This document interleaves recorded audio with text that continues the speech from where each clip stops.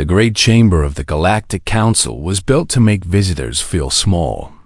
Its ceiling rose so high that clouds sometimes formed near the top. The walls were covered with the flags of 800 species, each one a member of the mighty Galactic Union. Light came from floating orbs that drifted like lazy fish through the air. The floor was made of crystal that showed the spinning galaxies beneath, a reminder that all who stood here were just tiny specks in an endless universe. Ambassador Yuki Tanaka walked across that crystal floor with her head held high. She was a small woman by human standards, barely 5 feet tall, with gray streaks in her black hair and lines around her eyes that spoke of many sleepless nights. Her formal suit was simple and dark, nothing like the bright robes and gleaming armor worn by the alien delegates who watched her approach. Behind her walked 2 human aides, their faces carefully blank. They carried no weapons. Humans never carried weapons in the council chamber. It was one of many rules humanity followed without complaint. The council president, a massive creature called a Vorthian, looked down at her from his raised platform. His body was like a mountain of blue flesh, with 6 eyes arranged in a circle around his head. When he spoke, his voice echoed through the chamber like thunder. "The council recognizes the representative of Earth," he said. "You may speak." Yuki bowed slightly. "Thank you, President Koth. I come before this council to formally request intervention in the ongoing attacks against human colonial worlds by the Kreth Dominion." A ripple of whispers moved through the chamber. The Kreth section erupted in harsh laughter. The Kreth were tall beings, nearly 8 feet, with scales the color of dried blood and eyes like yellow fire. Their ambassador, a scarred warrior named Drethkar, rose from his seat. "The little soft skins come crying to the council again," he said. His voice was like rocks grinding together.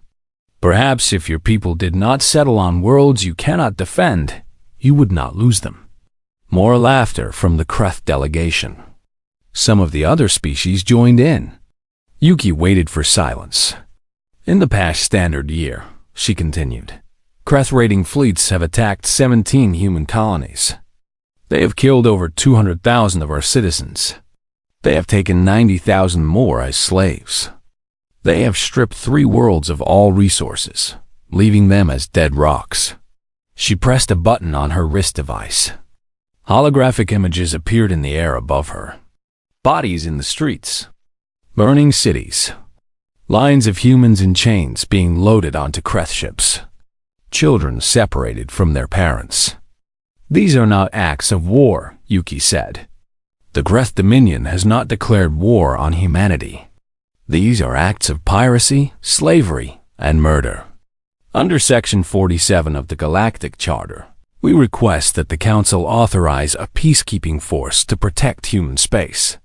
President Koth's 6 eyes blinked one at a time. "The Council will hear from the Kreth Dominion." Drethkar walked to the speaking floor, his clawed feet clicking on the crystal.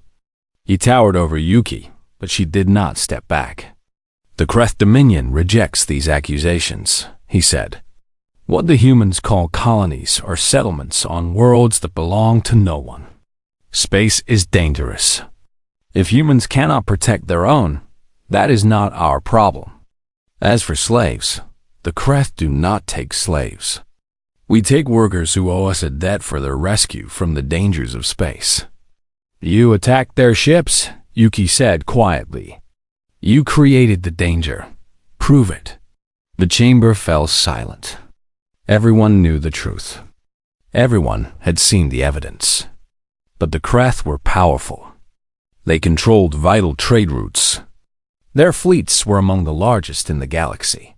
And humanity was small, weak, a young species that had only joined a union 50 years ago. President Koth shifted his massive body. "The Council will vote on the human request for intervention." The vote took only minutes. 712 species voted no. 83 voted yes. 5 abstained. The request was denied. Yuki closed her eyes for a moment. When she opened them, something had changed in her expression. The other ambassadors would later struggle to describe what they saw. Some said her eyes went cold. Others said she seemed suddenly older, as if a mask had fallen away. "I understand," she said. "The Council has made its position clear. Humanity stands alone." "Humanity has always stood alone," Drethkar laughed. "You are simply too stupid to realize it." Yuki turned to face him directly. "I have one final statement for the record." President Koth nodded. "Proceed." When humanity first made contact with the galaxy 50 years ago, we were faced with a choice. We saw the wars, the conquests, the cruelty. We saw the Kreth devour 3 species in the first decade we watched. We saw the Council do nothing. She paused, letting her words sink in. We chose to appear as we appear. Peaceful, cooperative, weak. We followed every rule. We built small fleets of simple ships. We asked for protection instead of providing it. We became exactly what the galaxy expected us to be. Drethkar laughed again. "So you admit you are cowards?" "No," Yuki said. "I am admitting that we were careful. We were patient. We were hiding." The laughter died in Drethkar's throat.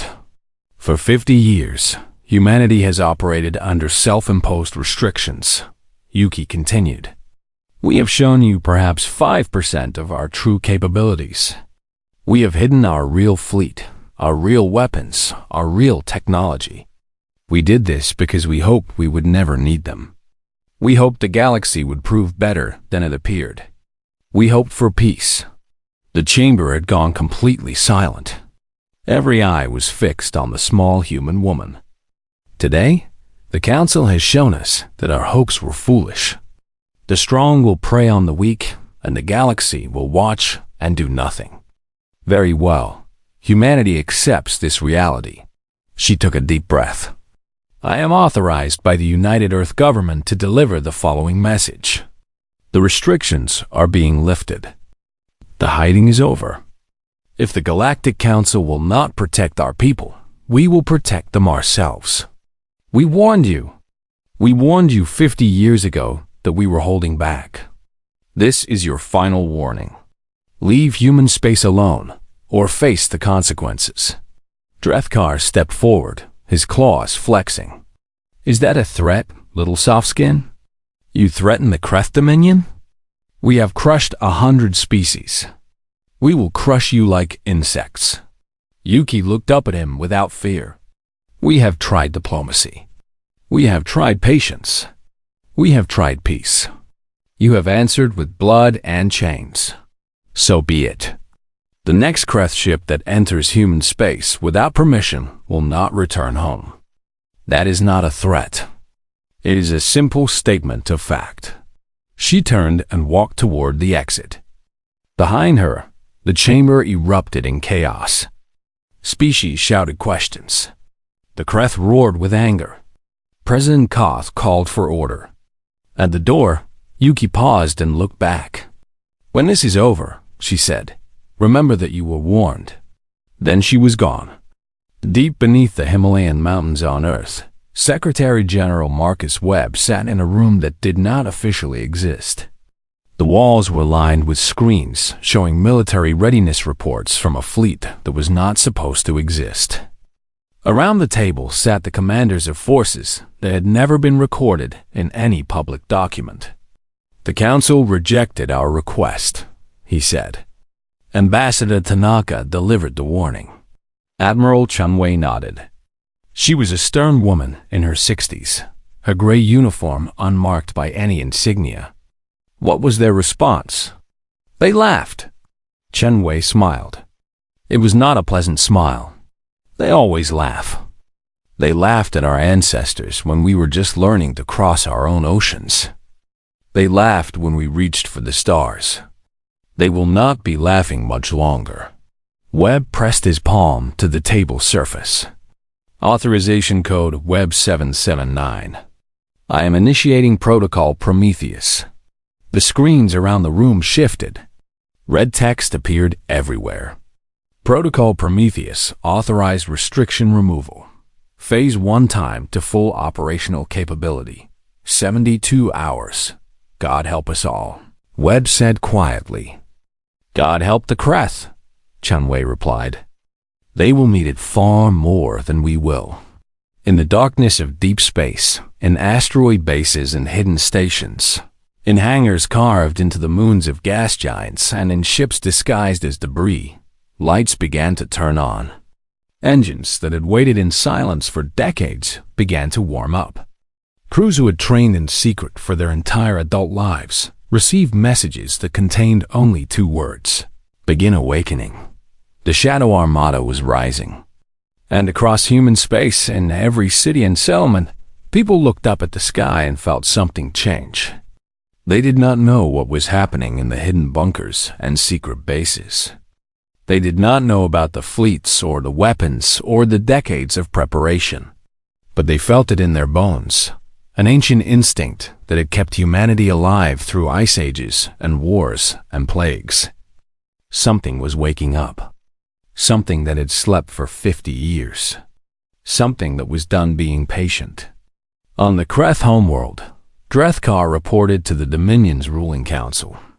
He stood before the 6 ancient warriors who controlled the largest military empire in the galaxy, and he told them what the human ambassador had said.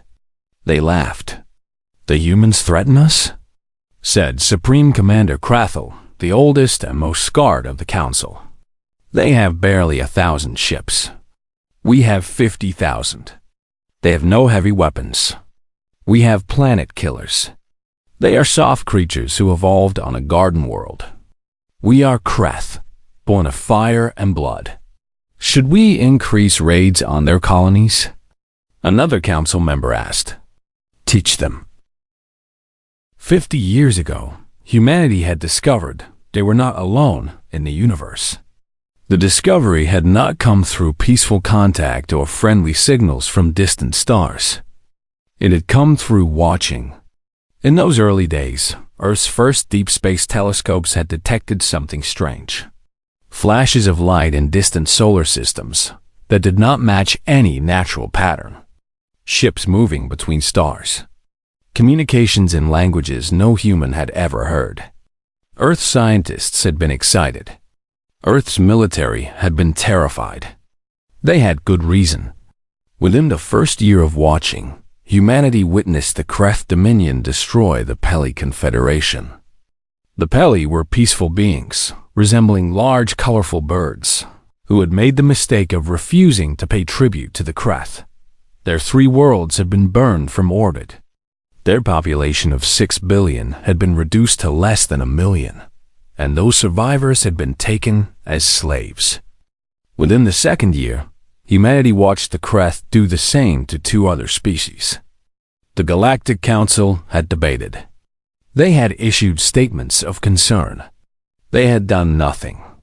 In a bunker, not unlike the one Secretary General Webb now sat in, Earth's leaders had made a decision. They would hide their true strength. They would watch and learn.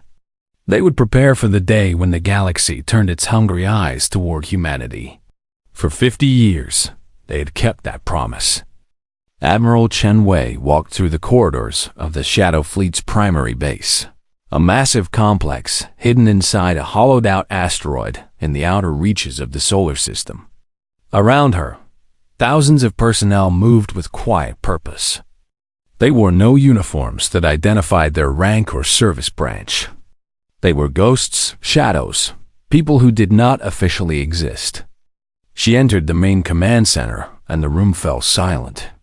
On the screens around her, ships were coming alive for the first time in decades. Beautiful, terrible ships that made the primitive vessels humans showed to the galaxy look like children's toys. Status report, she said. Commander James Okonkwo stepped forward. He was a tall man, dark-skinned and broad-shouldered, with the calm eyes of someone who had spent his entire adult life preparing for this moment. Phase 1 awakening is complete, he said. All primary fleet elements are operational. That gives us 4,000 capital ships, 12,000 support vessels, and 80,000 fighters and bombers. Chun Wei nodded. The galaxy thought humanity had 1,000 ships total. The truth was closer to 100,000, and every single one was more advanced than anything the other species had ever built. Weapon systems? All primary and secondary weapons are online. The new shield-piercing torpedoes are loaded and ready. Quantum disruption cannons are charged. Okonkwo paused. Admiral, are we really doing this? Chen Wei understood his hesitation.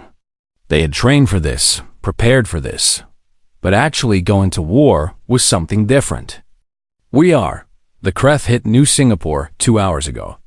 The room went cold. Casualties? Someone asked. 42,000 dead. 15,000 captured. The colony is burning. Okonkwo closed his eyes for a moment. When he opened them, any doubt had disappeared. What are our orders? The Kreth fleet responsible is still in the New Singapore system, loading their ships with prisoners and loot. They have 200 vessels. They believe they are safe.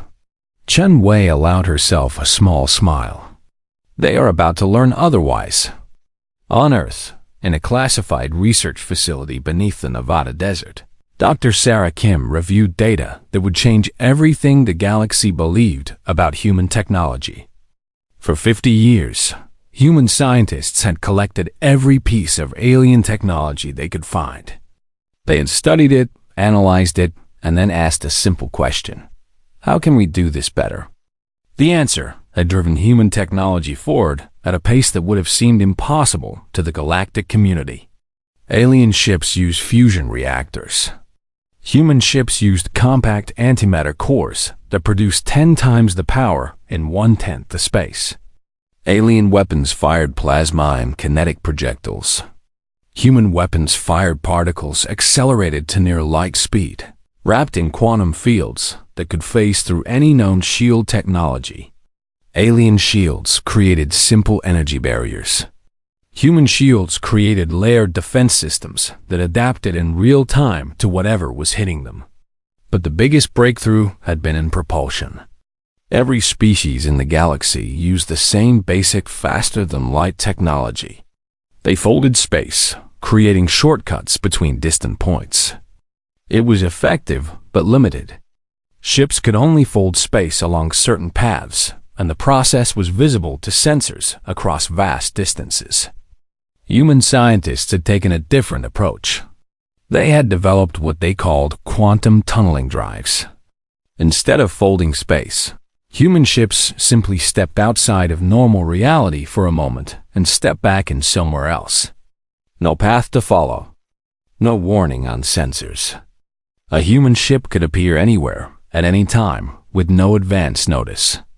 The galaxy was about to learn just how terrifying that capability was. Drethkar stood on the bridge of his flagship, the Blood of Conquests, and watched his ships load the last of the human prisoners. The raid had been glorious. The Softskins had barely fought back. Their pathetic defense fleet had been destroyed in minutes. Their cities had burned beautifully.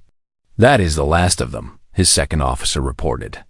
15,000 prisoners secured. Cargo holds are full of resources. Excellent, Drethkar said. Set course for home. The Supreme Council will be pleased. The navigation officer began plotting the fold space jump when something strange appeared on the sensors. Commander, I am detecting energy signatures in the asteroid belt. Drethkar frowned. Asteroids do not produce energy signatures. I know, Commander, but I am detecting hundreds of them. No, wait. The officer's voice changed. Fear crept into his words. Thousands. Drethkar walked to the sensor station and looked for himself. His blood went cold. Ships were emerging from the asteroids. Not from behind them. From inside them.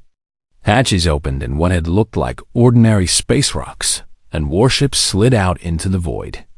Ships unlike anything Drethkar had ever seen. They were sleek where Kreth ships were blocky. They were black as the space around them, visible only by the faint glow of their engines. And there were so many of them.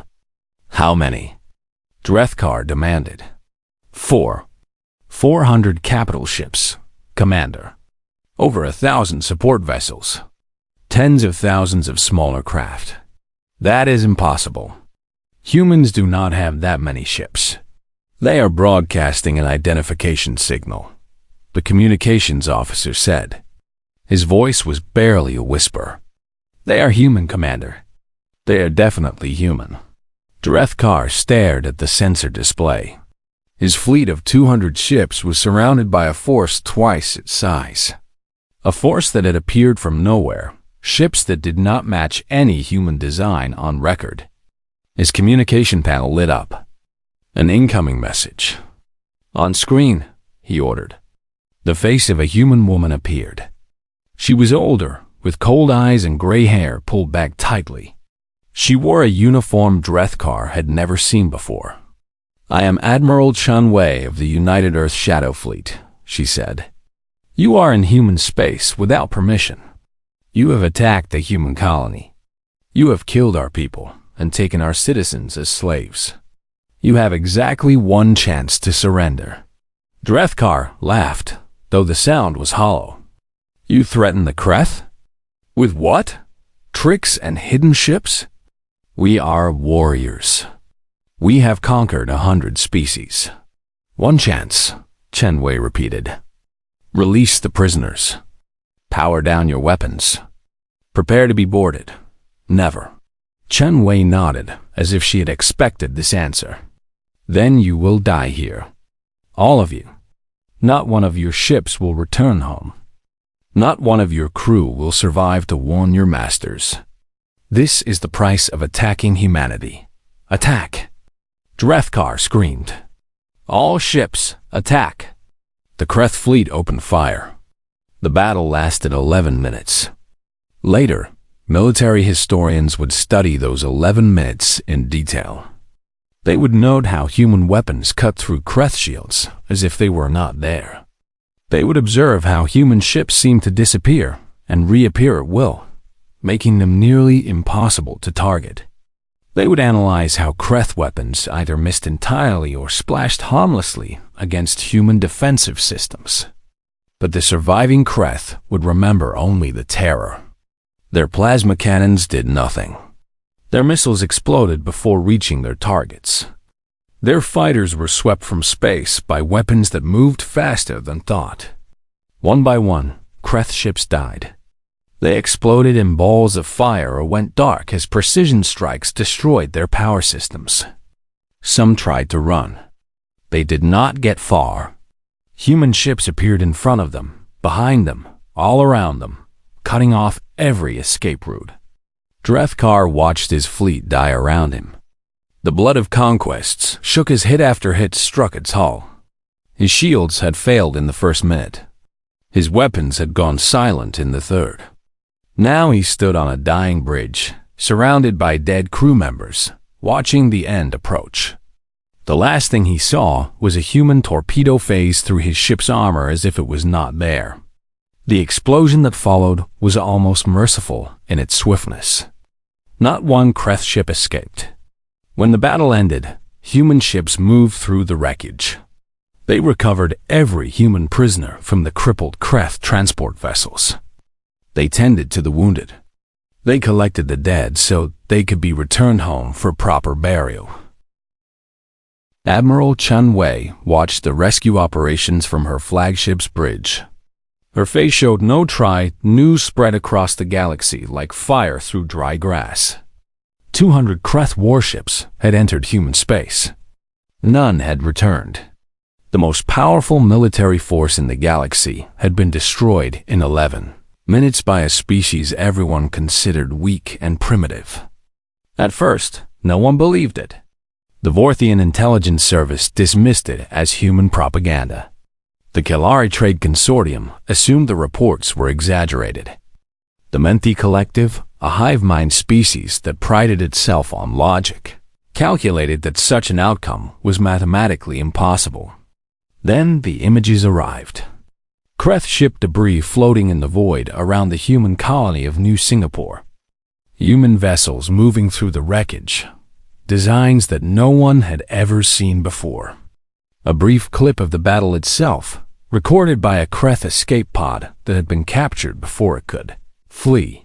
Plasma bolts splashing uselessly against black ships that moved like ghosts. Weapons that punched through Kreth armor like it was paper. An entire fleet dying in minutes. The galaxy watched in stunned silence. Vethrak was a young Kreth officer, barely 30 cycles old, which made him almost a child by the standards of his long-lived species. Unlike most Kreth, he had never enjoyed war. He had joined the military because it was expected of him, because his family had served for generations, because there was no other path for a Kreth male of his status. He had opposed the raids on human colonies. He had argued, quietly, that attacking a species that had done nothing to provoke the Dominion was dishonorable. His superiors had laughed at him. Honor was for the weak, they said. The strong took what they wanted. Now Vethrak stood in the back of the war chamber, watching the Supreme Council react to news of Drethkar's destruction. "This changes nothing," Supreme Commander Krathel growled. "One battle means nothing. We have lost ships before. We have never lost an entire fleet before," another council member said. His name was Threngo, and he was the youngest on the council, though that still made him over 300 cycles old. "And we have never lost ships this quickly. Our spies report that the humans suffered no casualties. None. Then our spies are incompetent. Such a thing is not possible. The evidence suggests otherwise." Krathel slammed his fist on the table, cracking its stone surface. "I do not care about evidence. I care about victory. The humans have revealed a hidden fleet. Very well. Now we know it exists. We will crush it with overwhelming force. 50 battle fleets are already moving toward human space. 2,500 capital ships. Let the softskins try to stop that." Vethrak wanted to speak. He wanted to point out that if the humans had hidden one fleet, they might have hidden more. He wanted to suggest that perhaps, just perhaps, they should try to negotiate. But he knew what happened to Kreth officers who spoke against the Supreme Council. He stayed silent. He would regret that silence for the rest of his life. The Galactic Council convened an emergency session. 800 species sent representatives to the Great Chamber, all of them desperate to understand what was happening. Ambassador Yuki Tanaka was not present. No human representative had come. Earth's embassy sat empty. Its staff recalled. President Koth addressed the assembly. "We've all seen the reports from the New Singapore system," he said, his massive body shifting uneasily. "The implications are disturbing. It appears that humanity has been less than honest about its capabilities." "Less than honest?" The Kelari ambassador's translator crackled with anger. "They have been lying for 50 years. They pretended to be weak while building a fleet that can destroy Kreth warships like they are nothing. What else are they hiding?" demanded the Menti speaker. "If they hid this, what other secrets do they have? Have they been spying on us? Planting agents among us? Building weapons we do not know about?" The chamber erupted in shouting.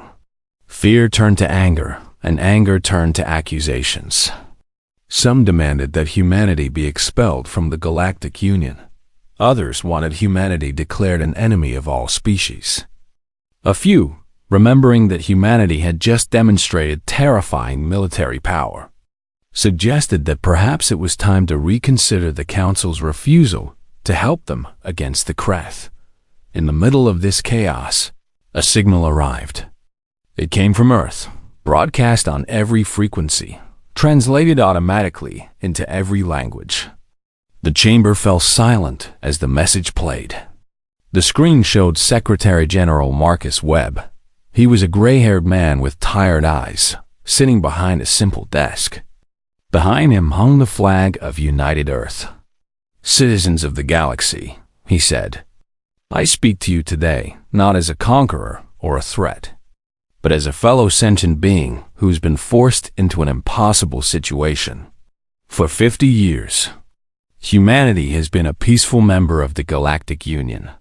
We followed every rule. We paid every fee. We asked for nothing but fair treatment. In return, we have been raided, enslaved, and murdered. When we begged for help, we were laughed at." He paused, letting his words sink in. "Yes, we hid our true capabilities. We make no apology for this. We hid them because we watched the Kreth destroy 3 species in our first decade of galactic contact. We hid them because we saw that the Council would do nothing to stop them. We hid them because we hoped we would never need to use them. That hope is dead now. The Kreth Dominion has declared war on humanity. Very well, we accept their declaration. But let me make something clear. We did not want this war. We warned them. We warned all of you. We begged for a chance at peace. You did not listen." Webb leaned forward, and his tired eyes suddenly seemed very cold. "So now you will watch. You will watch as we end the Kreth threat. You will watch as we do what the Galactic Council was always too afraid or too corrupt to do. And when it is over, you will have a choice to make. You can continue as you have been, letting the strong prey on the weak while you look the other way. Or you can build something better. A galaxy where justice is not just a word in a charter that no one enforces. A galaxy where species like humanity do not have to hide in order to survive. The choice is yours. But know this, we are done hiding. We are done begging. We are done playing nice. Watch closely. Remember what you see. And remember that you were warned." The message ended. In the Kreth system of Varan, an important military outpost, Commander Greshta was having a very bad day. His sensors had gone insane. One moment, they showed empty space. The next moment, they showed human ships. Hundreds of them. They had appeared from nowhere without any warning, as if they had simply materialized from thin air. "How is this possible?" he demanded. "Where did they come from?" "Unknown, Commander," his sensor officer stammered. "There was no fold space signature. No energy buildup. They just appeared." Greshta watched in horror as the human fleet spread through his system. They ignored the civilian stations and colony ships. They went straight for military targets. Weapons platforms. Defense stations. The fleet base where 300 Kreth warships waited. The battle was short. Greshta watched from his orbital command station as the Kreth ships launched to meet the enemy. They fired their weapons. They charged their shields. They followed every tactic that had brought the Dominion 100 victories. It did not matter. Human weapons simply bypassed Kreth shields. They passed through the energy barriers as if they were not there, striking holes directly. Ships that should have been protected exploded in seconds. Kreth plasma cannons fired wildly, but the human ships were too fast, too agile. They blinked in and out of existence, appearing behind their attackers, beside them, everywhere at once. Targeting systems could not track them. Missile locks broke as ships vanished and reappeared. In 20 minutes, 300 Kreth warships were destroyed. Then the human ships turned toward the ground bases. "They are hailing us," the communication officer said. On screen, a human male appeared. He wore the same black uniform as the others, with no insignia visible. "I am Captain David Reyes of the U.E.'s Thunderchild," he said. "Your fleet has been destroyed. Your weapons platforms have been neutralized. We are now going to land troops at your slave processing facilities. If you interfere, we will destroy your remaining military infrastructure. If you attack our landing craft, we will consider all military personnel on this world to be valid targets. Choose wisely." "You cannot do this," Greshta snarled. "This is Kreth territory. You are invaders. We are liberators, Reyes replied. You have over 200,000 slaves on this world. Beings taken from their homes, forced to work in your mines and factories. They are coming with us. They are our property. Not anymore. The screen went dark. Greshta ordered his ground forces to defend the slave facilities. It was a mistake. Human dropships descended through the atmosphere, protected by shields that shrugged off anti-aircraft fire. Soldiers in powered armor emerged, moving with superhuman speed and precision. The Kreth ground forces fought back. They had always been proud of their warriors, their strength, their ferocity. Against humans in combat armor, they were helpless. Human weapons punched through Kreth scales. Human reflexes, enhanced by neural implants, made them impossible to hit. Within 6 hours, every slave on Varen was free. The humans loaded them onto transport ships. They did not take resources. They did not occupy territory. They simply fray. The Supreme Council of the Kreth Dominion had not known true fear in 500 years. They had conquered 100 species. They had crushed rebellions and destroyed rivals. They had built an empire that spanned 1,000 worlds. Now they knew fear. In 3 weeks, humanity had struck 40 Kreth systems. They had destroyed over 2,000 warships. They had liberated nearly 10 million slaves. And they had not lost a single vessel. The 50 battle fleets that had been sent to invade human space had turned back. They were needed to defend the homeworld. But even as they raced home, human ships appeared behind them, picking off stragglers, disrupting supply lines, vanishing before they could be engaged. Supreme Commander Krathel stood before the council, his ancient body trembling with rage. "We must negotiate," said Threngol. "The humans are too strong. Every day we fight, we lose more ships, more territory, more power. The Kreth do not negotiate." Krathel roared. "We've never surrendered to anyone. Then we will be the first species to be destroyed by those we considered prey." The council chamber fell silent. Threngol's words hung in the air like poison.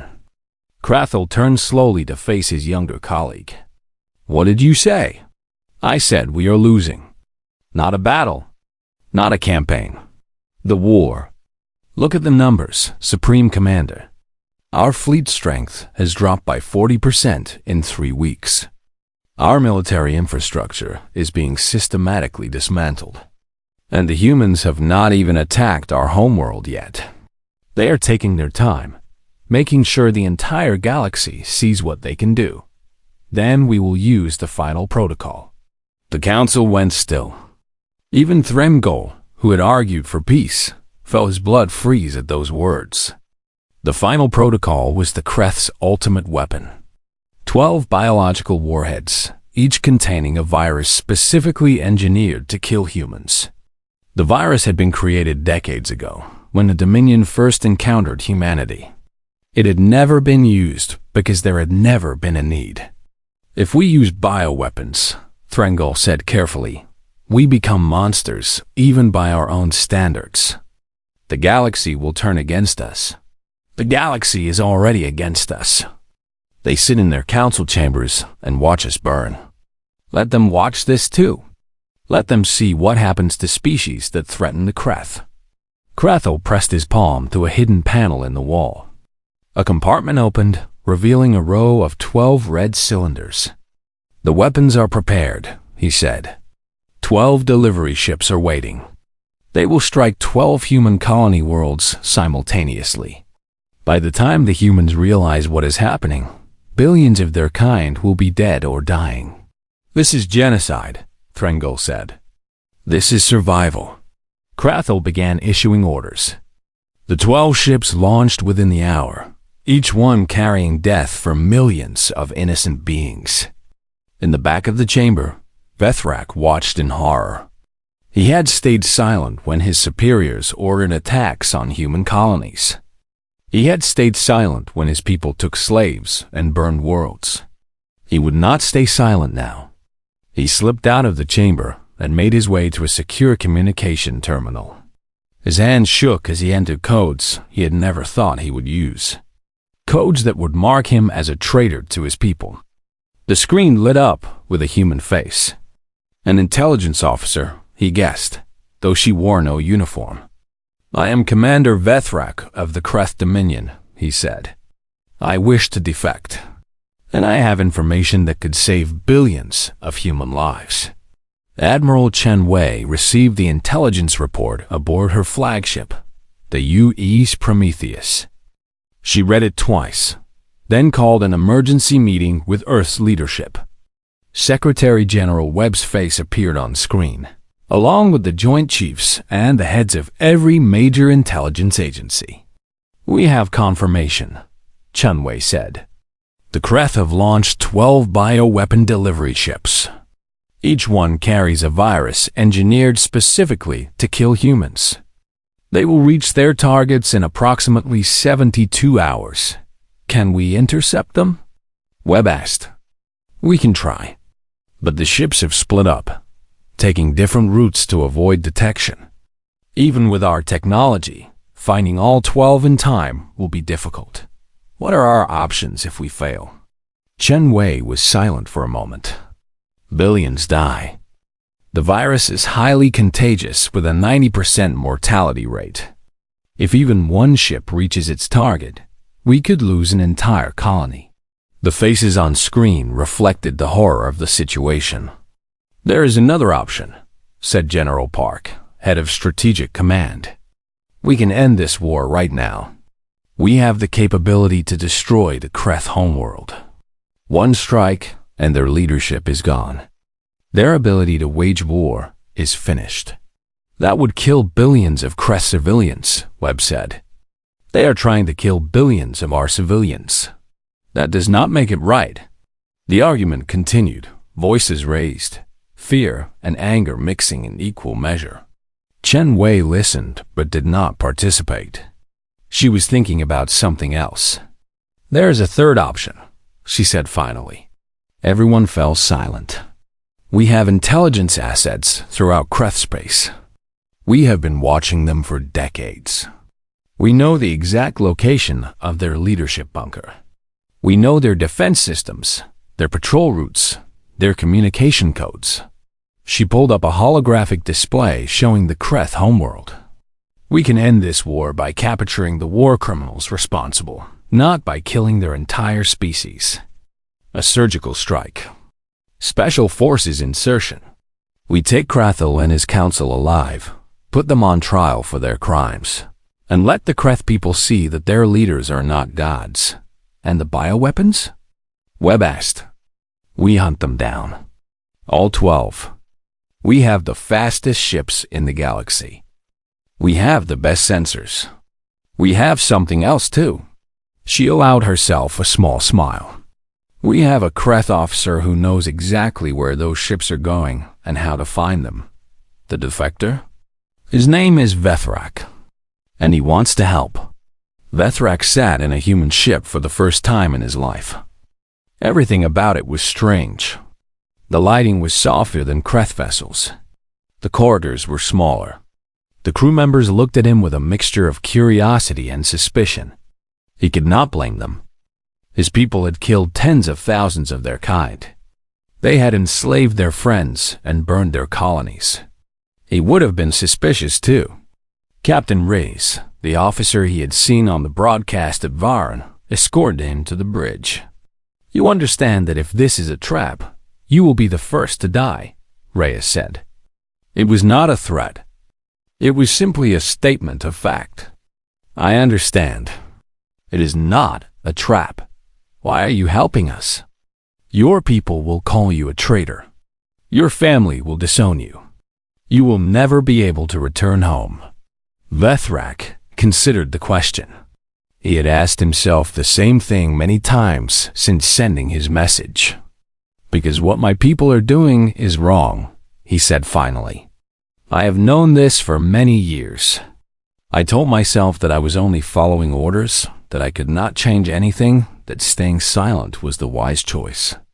But silence is not wisdom. Silence is cowardice. He looked out the viewport at the stars. The humans my people enslaved. I saw them sometimes. In the mines and the factories. They never stopped hoping. Even in chains, even after years of brutality, they believed someone would come for them. And now someone has. He turned to face Reyes. My people had a chance to be better. We chose to be monsters instead. I will not make that choice. Reyes studied him for a long moment. Then he nodded slowly. The first bioweapon ship is 3 hours away. Your information says it will pass through the Velar system. If you are right, we can intercept it. If you are wrong, I am not wrong. Then let us go hunting. Over the next 60 hours, human ships tracked down all 12 bioweapon carriers. It was close. Several times. They caught the Kreth ships with only minutes to spare before they would have been too close to their targets to stop. Vethrak's information was perfect. He knew the routes, the timing, the communication protocols. He knew which captains would fight and which would surrender when faced with overwhelming force. 11 ships were captured intact. One captain chose to self-destruct rather than be taken alive. The virus died with him, unable to reach its target. Billions of lives were saved. While the bioweapon hunt continued, Admiral Chen Wei led a different mission. The Kreth homeworld was heavily defended. Hundreds of orbital platforms. Thousands of ground-based weapons. The largest concentration of Kreth military power in the galaxy. None of it mattered. Human ships appeared in orbit without warning. They bypassed the defense grid entirely, their quantum tunneling drives allowing them to skip past layers of protection that should have been impenetrable. Before the Kreth could react, dropships were descending toward the capital city. The Supreme Council's bunker was buried beneath a mountain. It was supposed to be invulnerable. It had survived orbital bombardments, nuclear strikes, and a century of attempted coups. Human special forces breached it in 6 minutes. They used weapons that passed through solid rock. They used powered armor that shrugged off Kreth plasma fire. They moved through the corridors like ghosts, neutralizing guards with precise, non-lethal strikes. When they reached the council chamber, they found Krathel waiting with a weapon in his hand. I will not be taken alive, he snarled. Major Sarah Kim, leading the assault team, raised her visor so he could see her face. That is your choice. But know this. If you kill yourself, you will be remembered as a coward who ran from justice. If you come with US, you will at least have the chance to defend your actions before the galaxy. The galaxy means not the great chamber of the Galactic Council had never been so full. Every species had sent their highest representatives. Presidents and prime ministers, emperors and elected councils, hive mind speakers, and ancient artificial intelligences. 800 civilizations had gathered to witness what would happen next. The flags still hung from the walls. The crystal floor still showed the spinning galaxies below. But everything had changed. The galaxy that had existed before the war was gone. A new one was being born in this chamber. Ambassador Yuki Tanaka walked across the crystal floor once again. She looked the same as she had months ago, small and gray-haired and simply dressed. But the eyes that watched her now held no laughter. They held fear and respect and something that might have been hope. Behind her came Secretary General Marcus Webb, Admiral Chen Wei, and a figure that made the assembly gasp. Vethrak, the Kreth defector, walked among the human delegation. He had been given asylum on Earth. He had helped save billions of lives. And now he represented the possibility that even the Kreth could change. President Koth watched them approach. His 6 eyes blinked slowly. The Council recognizes the delegation from Earth, he said. His voice was quieter than before, humbler. We have convened this session at humanity's request. Ambassador Tanaka, you may speak. Yuki stepped forward. Thank you, President Koth. I will be brief. She activated her display. Images appeared in the air. The war, the liberation of slaves, the capture of the Kreth leadership, the aftermath. 3 months ago, I stood in this chamber and asked for help. The Kreth were murdering our people. You refused to act. You laughed at our weakness and looked the other way. The chamber was silent. We understand why. The Kreth were powerful. They controlled vital trade routes. Opposing them would have been expensive and dangerous. We understand the calculations you made. She let the images fade. But we want you to understand something too. For 50 years, we hid our true capabilities. We did this because we were afraid. Afraid that if the galaxy knew what we could do, we would be treated as a threat rather than a friend. Afraid that our strength would become an excuse for others to attack us. Afraid that we would be forced to become the monsters the Kreth were. She paused, gathering herself. We were wrong to hide. Fear is not a foundation for relationships between species. Trust requires honesty. We should have been honest from the beginning, and we apologize for our deception. A ripple of surprise moved through the assembly. They had expected demands, threats, conditions. They had not expected an apology. But we were also right about something, Yuki continued. The galaxy as it existed was broken. The strong preyed on the weak. The Council issued statements and passed resolutions while millions suffered.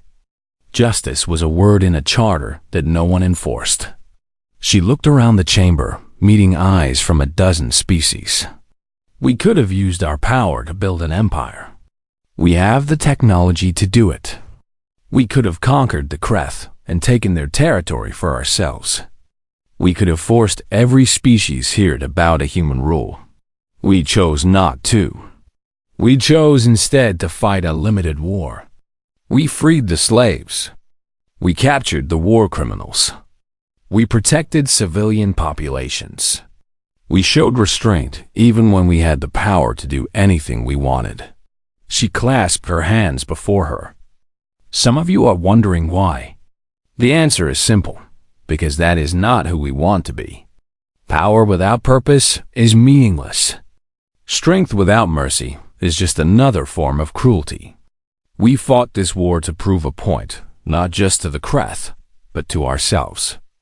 We proved that we could be strong without becoming monsters. Now we have a proposal for the galaxy. Secretary General Webb stepped forward, taking over from Tanaka. The Kreth Supreme Council is currently in custody awaiting trial for crimes against sentient beings. We propose that this trial be conducted by the Galactic Council itself, not by humanity alone. Let the galaxy judge the Kreth. Let justice be transparent and fair. He gestured to Vethrak. We also propose that the Kreth Dominion not be destroyed or punished collectively. The crimes were committed by their leadership, not by ordinary Kreth citizens. Let the Kreth rebuild under new leadership. Let them have a chance to become something better. Murmurs spread through the chamber. This was not what anyone had expected. Finally, Webb said, we propose changes to the Galactic Charter. Real changes. Enforceable changes. A mutual defense pact that actually means something. When a member species is attacked, others must respond. Not debate. Not issue statements. Respond. We know this will be expensive. We know it will be difficult. We know that some of you are afraid of giving the Council military power because you fear it will be used against you. He smiled slightly. We understand that fear better than anyone. We spent 50 years preparing for the day when the galaxy might try to destroy us. But we have learned something important. Fear builds walls. Trust builds bridges. We are ready to start building bridges. Humanity will share its technology. Not everything at once, but over time, as trust develops. We will help other species defend themselves. We will contribute ships and soldiers to a real peacekeeping force, not the paper organization that exists now. In return, we ask only for what we asked for at the beginning, to be treated as equals, to be respected, to be heard." He spread his hands. "We warned you, we were holding back. Now you have seen what we can do. The question is, what kind of galaxy do we want to build together?" The debate lasted for days. Some species were suspicious. They had hidden their strength too, in smaller ways. They feared what humanity might do if it learned their secrets. They feared being the next target if they displeased the humans. Others were hopeful. The Polari, whose ancestors had been nearly exterminated by the Kreth, wept with joy when they learned that humanity had liberated their remaining cousins from slavery. The Menti Collective, after careful analysis, concluded that humanity's behavior was consistent with their stated values. Even the Kelari Trade Consortium, always focused on profit, recognized that a stable galaxy was better for business than a chaotic one. In the end, the vote was closer than humanity had hoped, but better than they had feared. 600 species supported the new charter. 200 abstained. Only 43 voted against. It was enough. After the ceremony, Yuki found herself standing on a balcony overlooking the endless spires of the council capital. The city stretched to the horizon, a monument to what species could build when they worked together. Vethrak joined her. "You could have destroyed us," he said. "After the bioweapons, after everything my people did, you had every justification." Yuki nodded. "We did. Why did you not?" She thought about the question.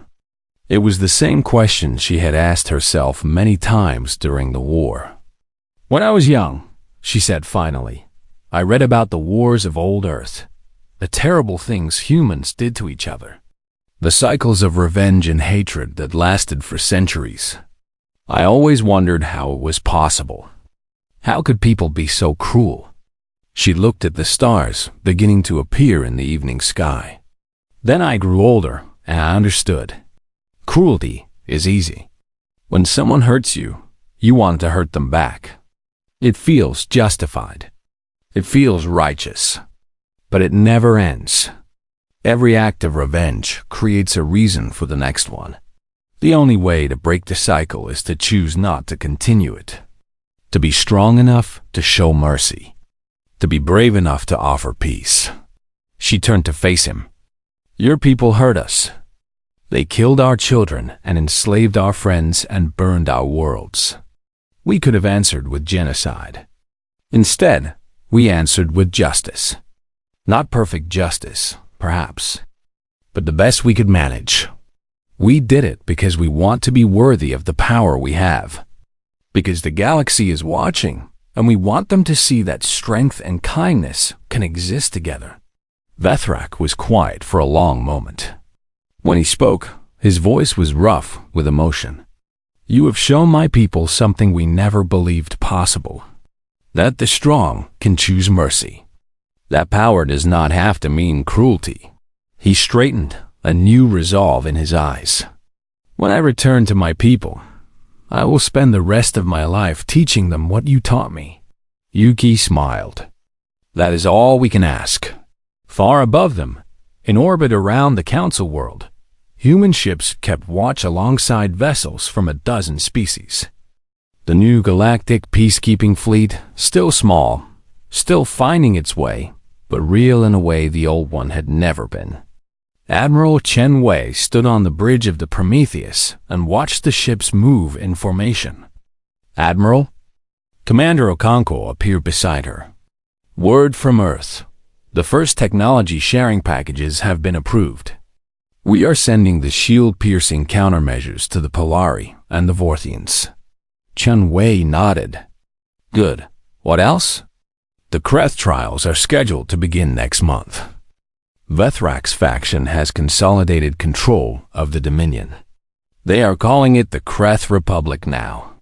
Okonkwo hesitated.